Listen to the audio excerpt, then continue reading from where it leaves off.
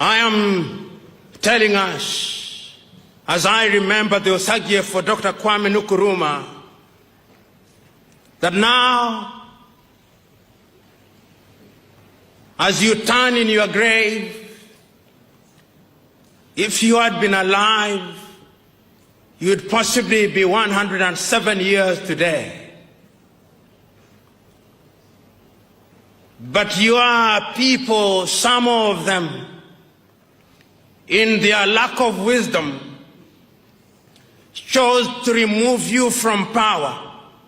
I apologize on their behalf.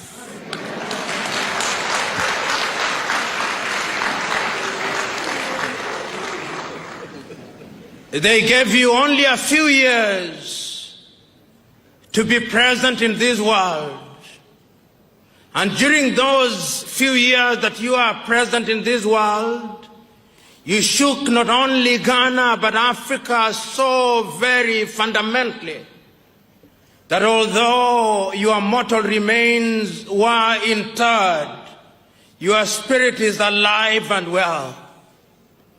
And it's that spirit that occupies our minds and hearts today as we remind ourselves that the only way in which Africa will realize our potential is through the path of unity.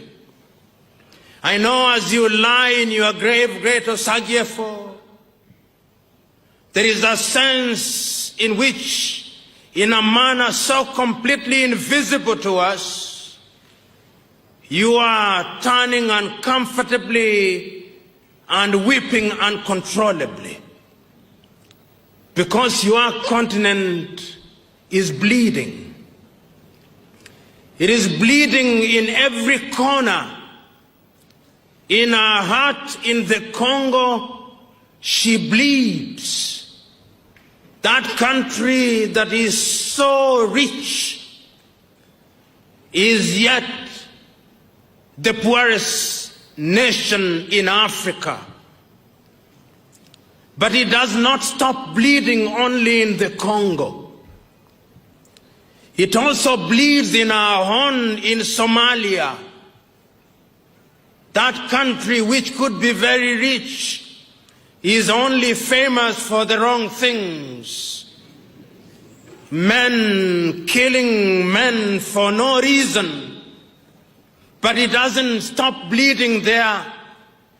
It is also bleeding in our armpit in Equatorial Guinea, that country that God gave so much oil. That oil was long captured by one family, and they are using it for their benefit to the detriment of their people. And it doesn't stop bleeding there. In Central African Republic and in Libya and in Mauritania and in Mali, your continent is torn asunder. And we who have gathered here today are asking ourselves the fundamental question: what must we do to save Africa? And that is why today, when we are looking at Africa and when we are remembering you on that 24th day of May in Addis Ababa, Ethiopia, we cannot help but remember how animated you are. We cannot help but remember that what you saw 50 years ago is turning out to be as evergreen as when you spoke them. You told us then that our unity was going to be our salvation from other civilization. Today, Africa is said to be rising, but the question we are asking, for whom is Africa rising? Today, the minerals in our belly are being exploited, Osagief.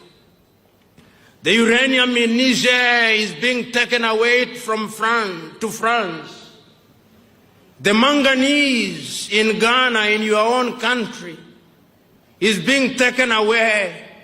Even the cocoa which you must have consumed as a young man is taken away in the same manner that God made it to be converted into something in Switzerland.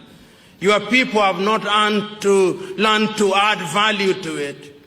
They have an apology for a factory in Takoradi, but it does very little, Osagiefo.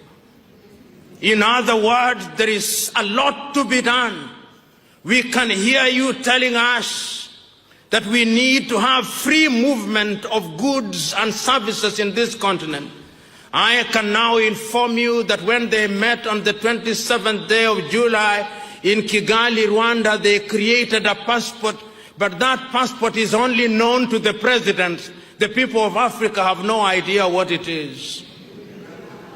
But they have started, so we must believe that going forward, every African will carry what is an African passport, which will allow them to move, as you contemplated, from Dakar in Senegal to Addis Ababa in Ethiopia, from Cape Town in South Africa to Cairo in Egypt, and that they'll be able to move without free let and hindrance. The Osagiefo, we remember you. But we also remind ourselves that when we talk about unity, we are not saying that we should strike down our traditional institutions. We are simply saying that our traditional institution must be integrated in our modern scheme of doing things. And I must tell you that today here we are agreeing with Ali Mazrui that indeed what others think is the Tower of Babel can be a power of Babel, and that this continent can be united, and our diversity would be a cultural and linguistic mosaic which would be our strength and the attraction to other parts of the world. Osagiefo, as I continue to speak to you in your grave, there is the tendency that I may speak until the cows come home, but what is the wisdom in doing that? You are so clear in 1963, that is your clarity that we must use to remind ourselves that Africa can rise. But as I posed a little early, for whom is it rising? Is it rising for the Indians?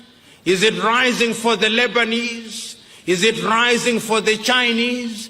Is it rising for the Americans? Or is it rising for the whole world, with Africa as the bearers of the weight for our benefit?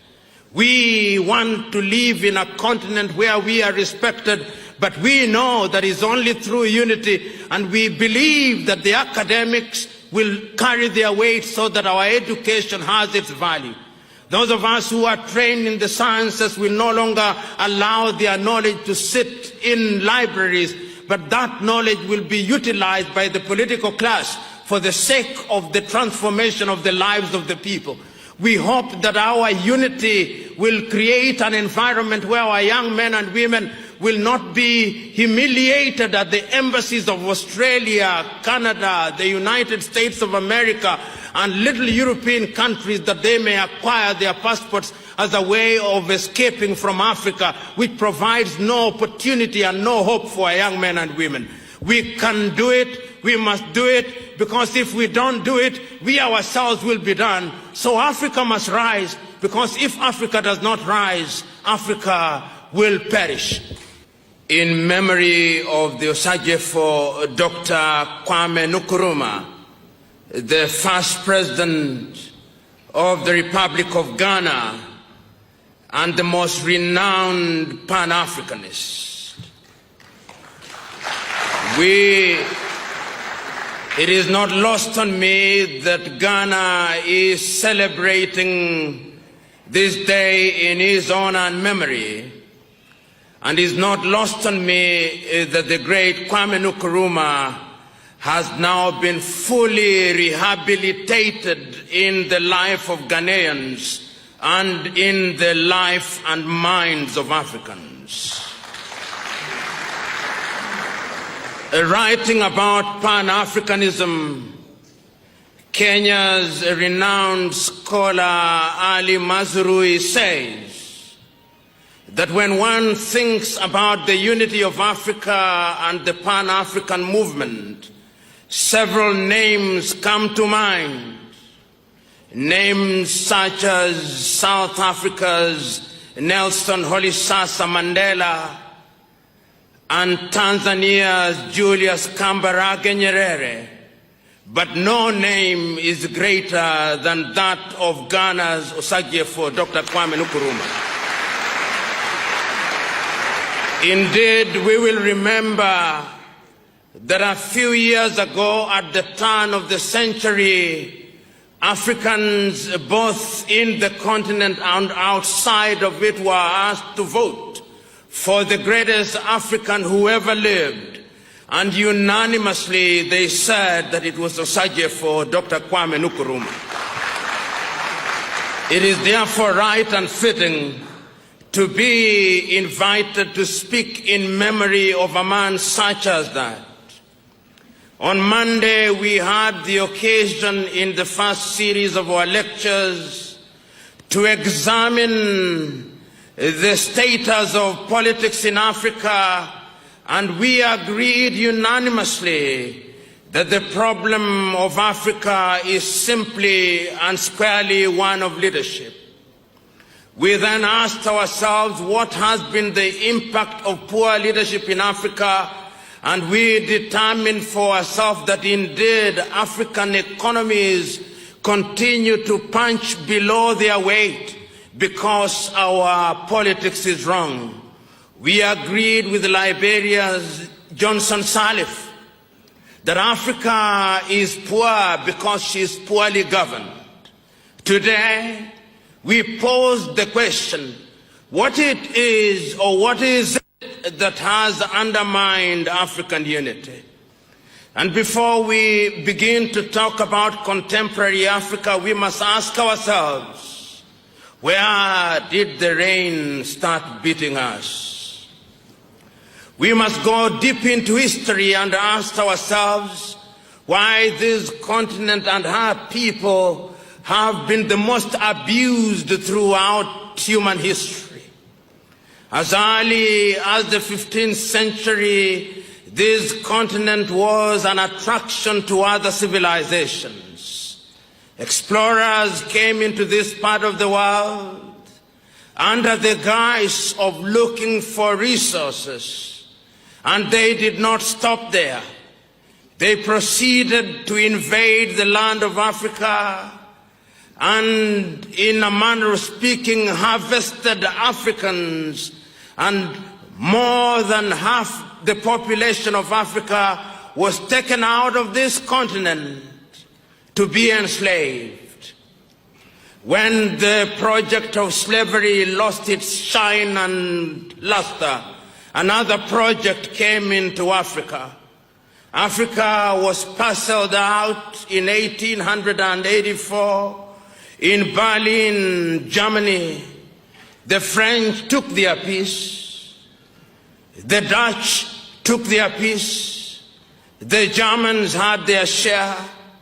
The Portuguese had their portion. And the British had their share. And Africa has never been the same again.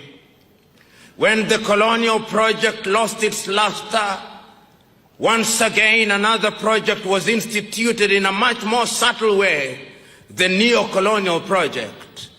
And even now, Africa is not at ease. One need only look at Africa as it stands today to understand that our continent is in dire straits. When we move from the southern part of Africa, even in that land of Nelson Mandela, they are not at ease. They may describe themselves as the Rainbow Nation, but there is a sense in which that country is not completely at ease. The Africans are still reeling from the pain of apartheid. And if one moves into the neighborhood in Namibia, the Namibians are still grappling with the pernicious and pervasive presence of a system of government that treats them as second-class citizens. And when one moves a little farther in the north, in Angola, into Mozambique, they are not at ease. Some of the problems were inherited from the erstwhile colonial masters, but some we have created ourselves. So that today, when we look at Africa, Africa has the infamy of being the home of the most conflicts in the world, of different intensities. Elections have come, and after every election in Africa, we enter into an arena of conflict. Right now, in Zambia, after they concluded their elections, they are still quarreling. They are rising against each other. The Bemba are not at ease with the Chichewa. And in Mozambique, the Shoshangane are not at ease with their neighbors. In Zimbabwe, the country is falling apart, and the Ndebele are not at ease with the Shona. In Central African Republic, the country is not at ease. In South Sudan, the Nuer and the Dinka are not at ease. In the home of the African Union, in Addis Ababa, Ethiopia, the Oromo are rising up, and they say they can no longer be ruled by the Tigrinya, and Africa is not at ease. In Nigeria, the Igbo are not at ease, the Fulani are not at ease, the Yoruba are not at ease. Even in your little Ghana, in little low intensity, the Fante may be at ease with the Akan and the Ewe, but the undertones is that our continent is not united. Which begs the question, what must we then do? Is it a new realization? We are gathered here today in honor of a man who could see these things ahead of his time. I had last night the advantage of reading a statement that was made by one who was a member of the delegation, the Ghanaian delegation in 1963, Kofi Batsa. And he writes about Kwame Nkrumah, the man who could see tomorrow.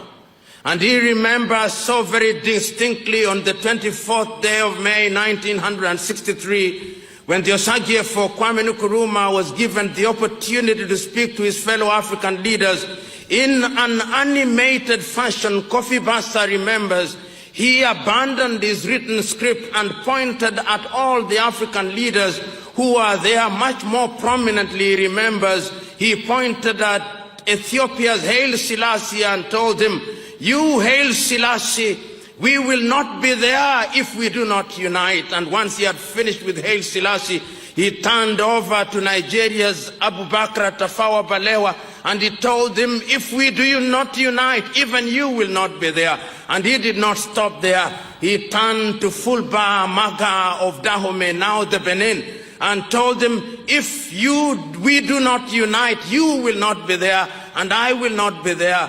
And as if he were a prophet, so soon thereafter, they had all been overthrown, including the Osagie for himself.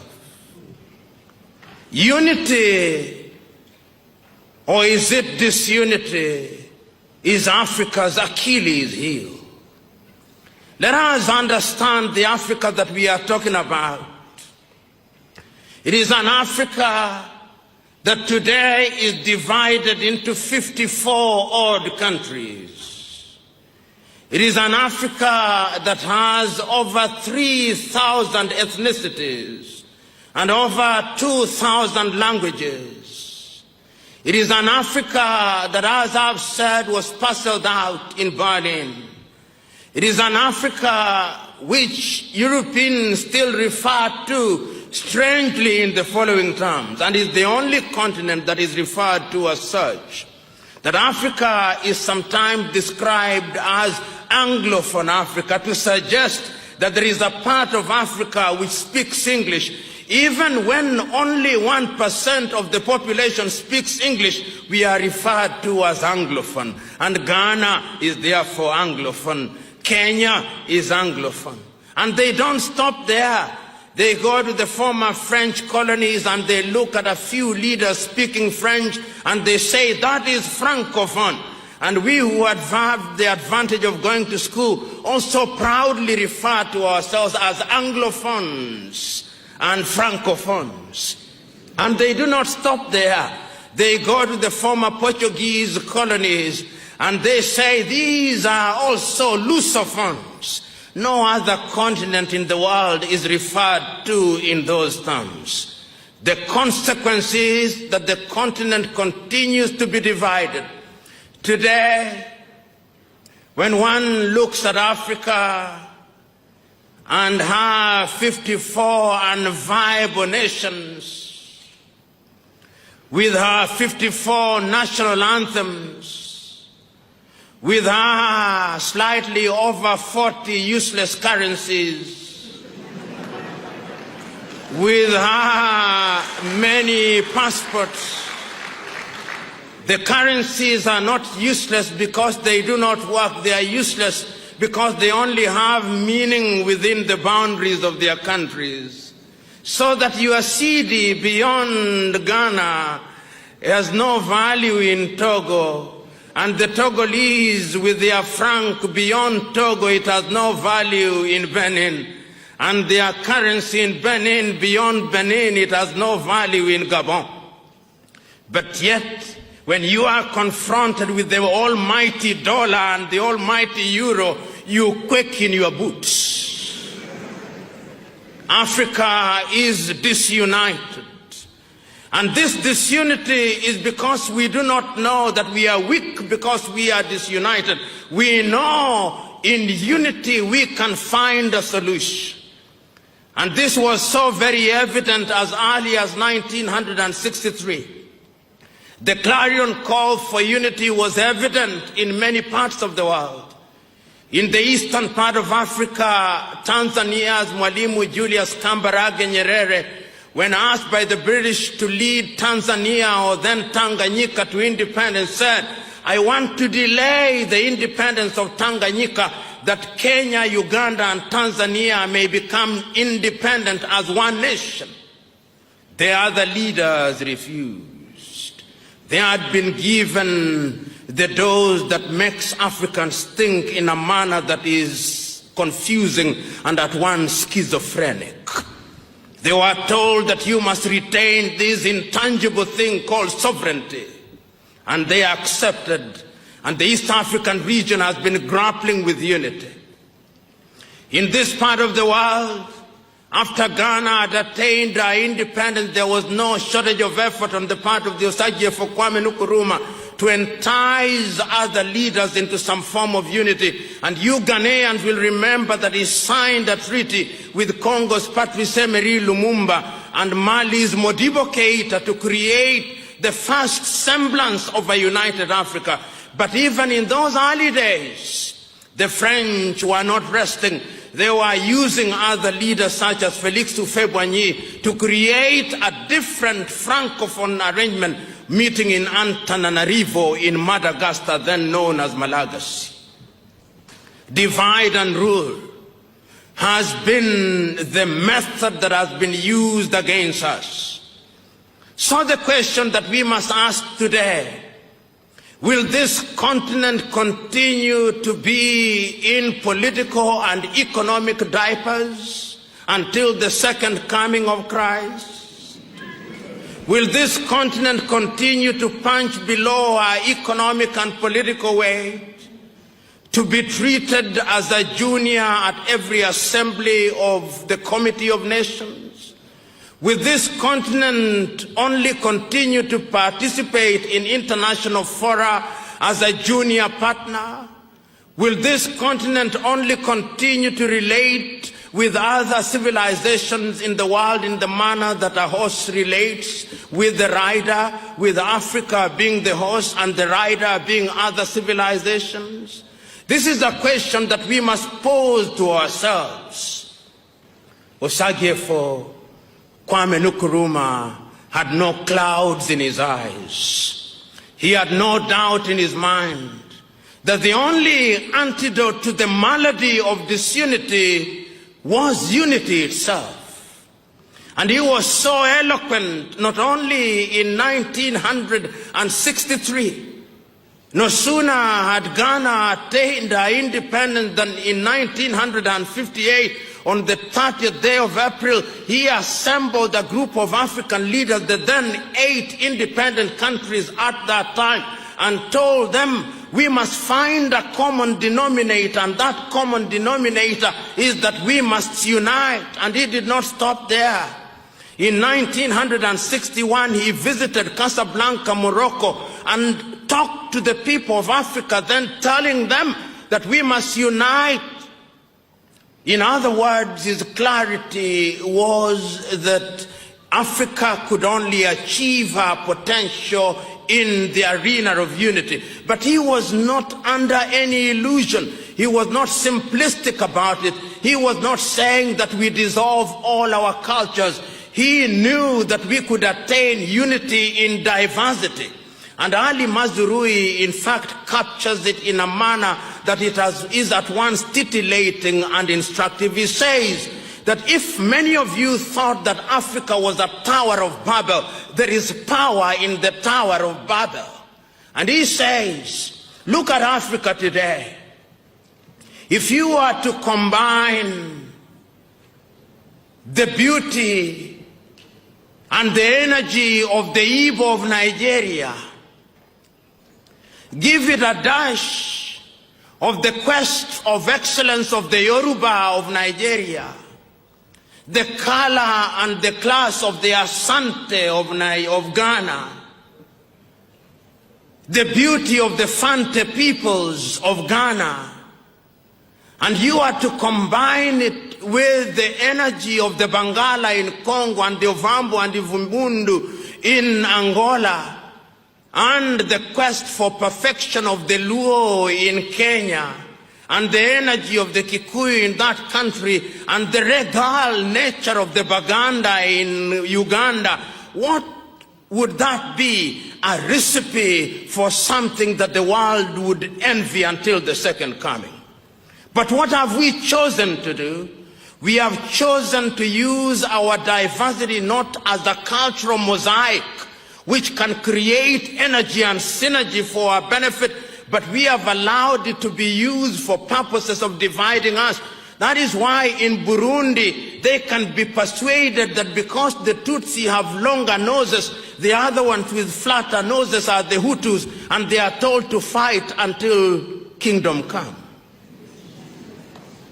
It can be done differently, and it must be done differently. Today, when I want to travel to many African countries, Ghana excluded because you now accommodate everybody, and it's fitting that Ghana should have led this process. If you want to travel to many African countries, you are confronted with the immigration, complete with yellow fever certificates. Soon they are going to ask us to have Ebola-free certificates and all manner of maladies. Movement in Africa is difficult. If you want to move to Liberia from here, notwithstanding that we are within the ECOWAS, you'll meet many immigration officers and many papers you'll have to fill. If you are traveling to Angola, it's easier to travel to Europe than to travel to Angola or even to the Gambia. Africa is as divided as it was at the beginning of the struggle for independence, despite the fact the Organization of African Unity was created to unify us, and despite the fact that we changed our name in the year 2002 to African Union, despite the fact that we have many African institutions, despite the fact that we have ECOWAS and SADC and the Sahelian and other regional organizations, we are in a state of disunity. The question is, can we solve the problem? The answer is, we must solve the problem, and the decision to solve the problem rests with us. And you know, when I take time, and I took time, to look at the 32 speeches that were delivered in Addis Ababa, Ethiopia on the 24th and 25th days of May 1963. There were 32 leaders speaking at that time. And I look at the speeches that were made in the year 2013. There is a sense in which when you listen to the leaders of 1963, they were in a class of their own. What they could see sleeping our leaders today cannot see when they are wide awake.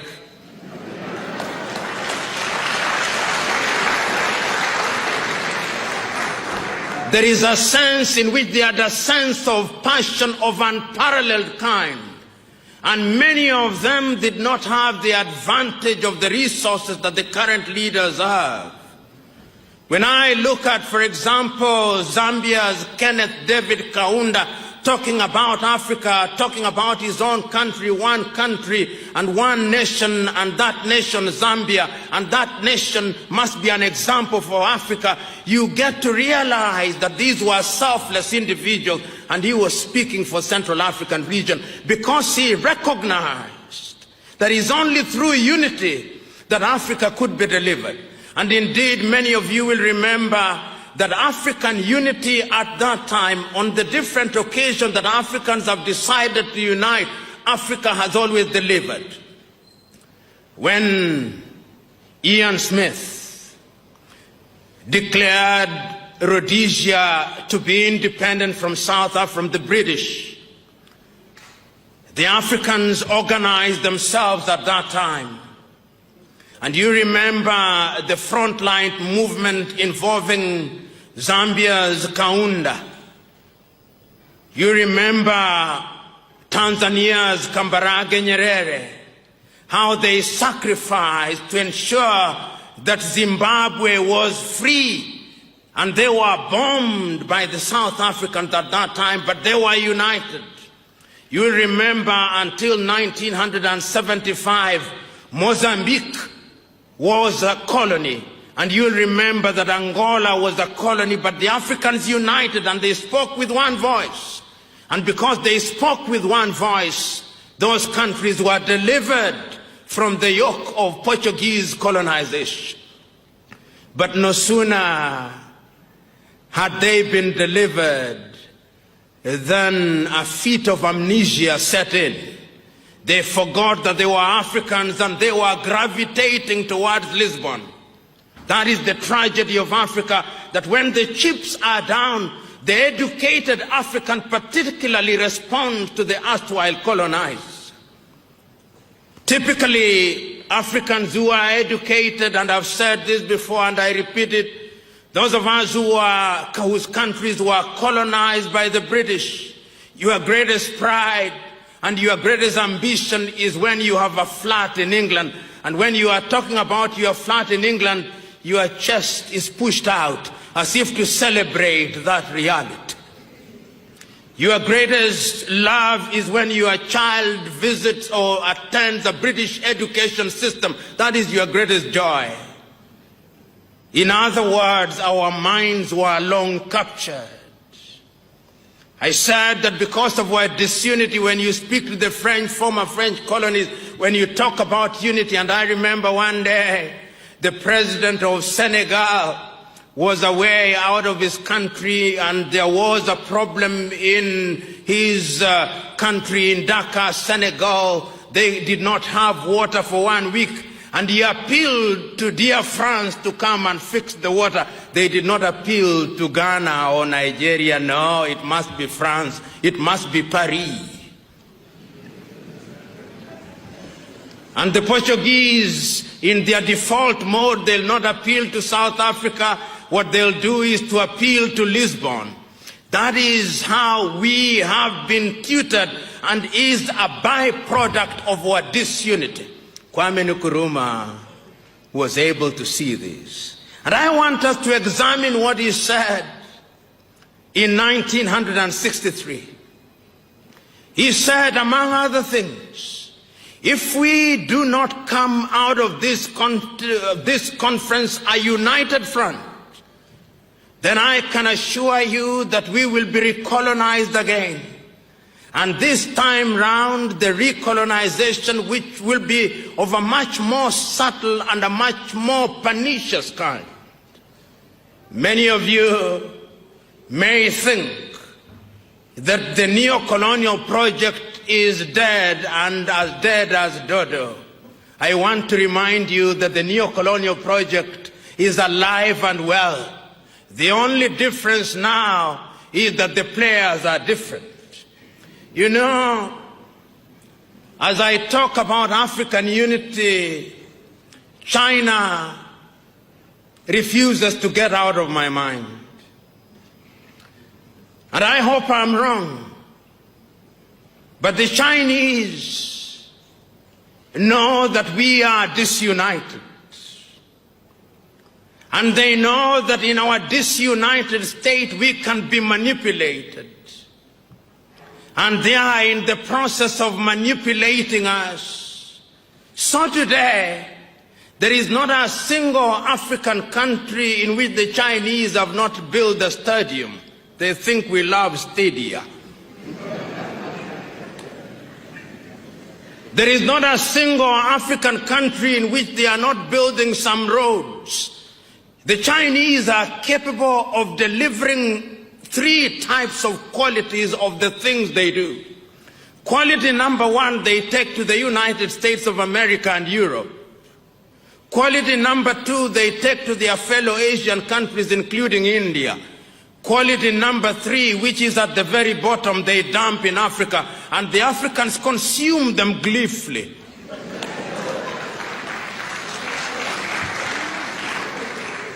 And it's because of our disunity, we are incapable of speaking with one voice. You know, many times when I look at Ghana, the Ghanaian president, whom I respect, is invited to Beijing to negotiate with Beijing, as indeed the Kenyan president would be, and the Burundi president, to negotiate with Beijing on a bilateral basis. And when they invite African leaders, they humor them complete with guards of honor and 21 gun salutes, so that they think that they are equal. But the Ghanaian economy's GDP is possibly 1/3 of the GDP of the city of Beijing. The Burundian economy is only $2 billion United States dollars, which is the same amount that an American professional boxer earns in 1 year. The economy of Benin is smaller than Coca-Cola's advertising budget for 1 year. In other words, African economies are Mickey Mouse economies which cannot compete. And because we are disunited, we are incapable of moving as one unit. The European Union wants to have what they call bilateral negotiations with Benin.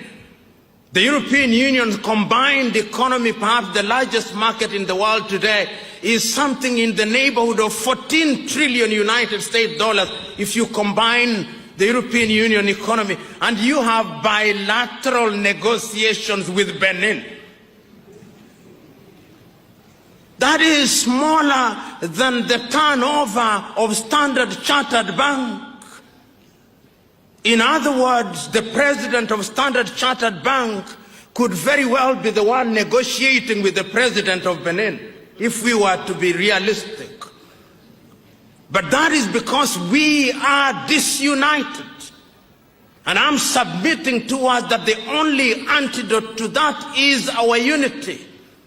I know, as I said yesterday, that there are already efforts to move Africa in the direction of unity at the economic front, but the suspicions in Africa are too great.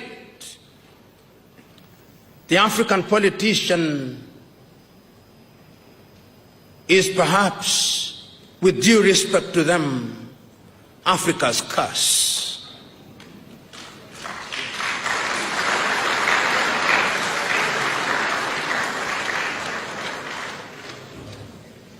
The day the African politician realizes that the occupation of political office and political space is one of servant leadership, that is the day Africa will begin to move in the right direction.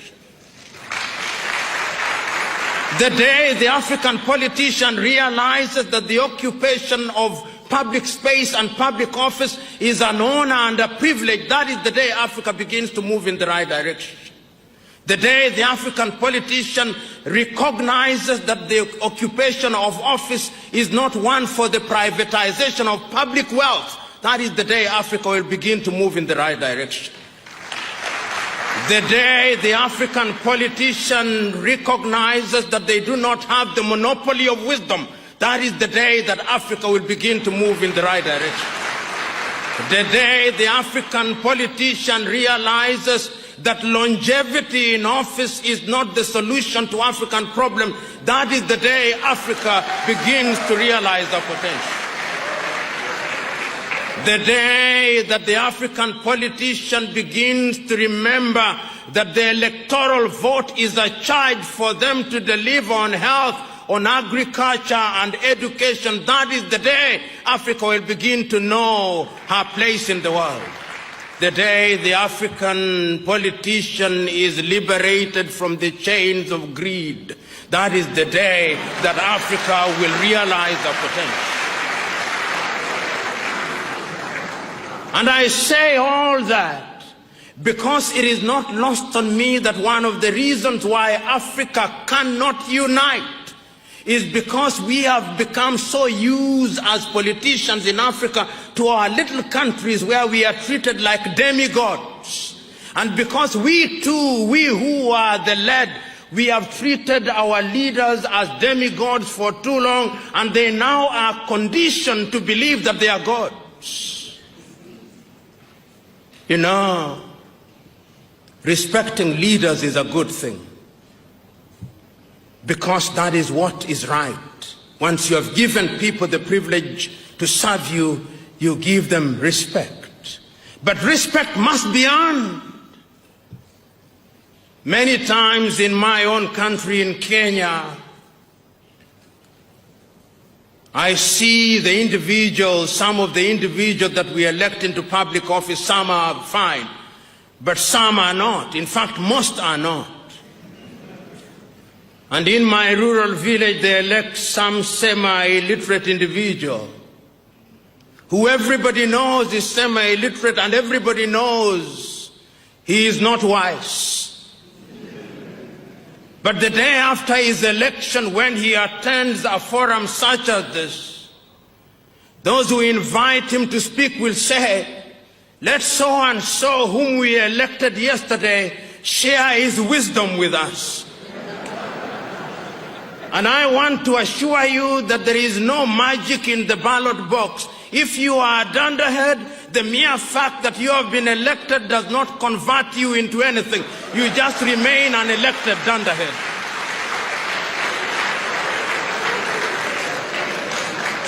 And Africa has no shortage of dunderheads who are leading her in the wrong direction. The direction